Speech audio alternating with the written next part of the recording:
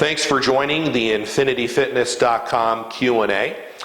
We're going to demonstrate what's called a multi-grip set. So over the sequence of this set, we're going to use 3 grips going from the strongest to the weakest grip and range of motion. And the reason we do that is the longer you've been training, like many of my clients who have years of experience, the greater the variety of techniques you need to use to keep things fresh with training.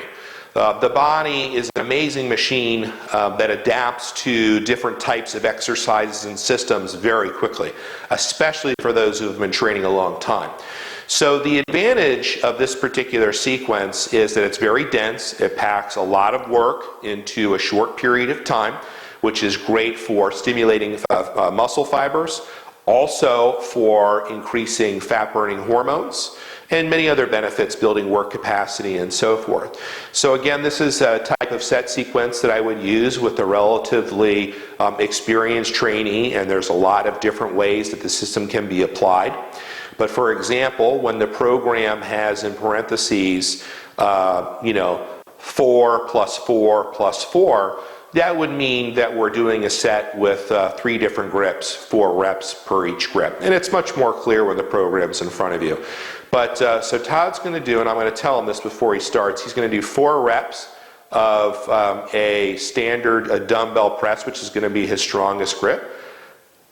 And he's going at a nice even pace in terms of his tempo, which would always be assigned on the program. And obviously this is a really light weight for him, which is fine.